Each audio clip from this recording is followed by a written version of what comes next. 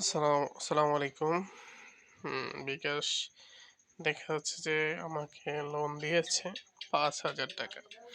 দেখি লোনটা নিয়ে নিই। আমি আসলে মোটামুটি ভালো কিছু লেনদেন করেছিলাম হয়তোবা। অনেকদিন যাবত লেনদেন করছি।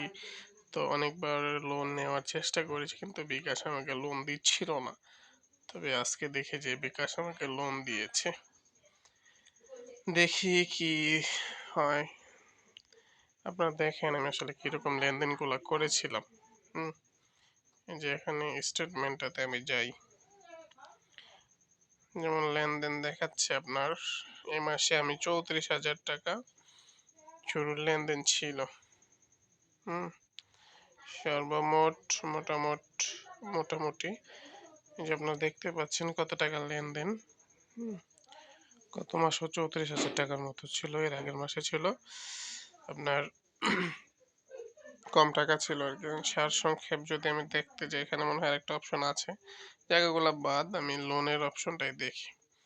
আপনারা দেখতে পাচ্ছেন এই যে লোন নিন, এখান থেকে কিন্তু আমাকে পুরো ৫,০০০ দিবে, মানে এখান থেকে কিন্তু কাটতেছে আপনার দেখা যায় যে ৩১ টাকা। তো আমি নিয়ে নিলাম, পিন নাম্বার দিলাম, হয়ে গেল।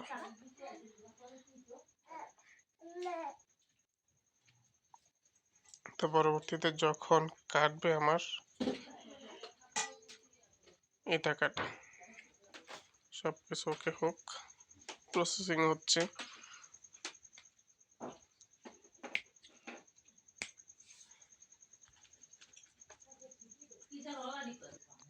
ইন্টারনেট সমস্যা দেখাচ্ছে, আমি আবার দিয়ে দেখি।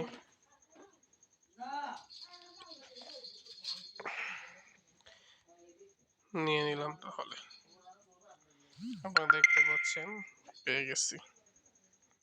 ঠিক আছে, এভাবে আপনারা দেখতে পারেন আপনাদের এখানে আসলে এই টাকাটা আসছে কিনা।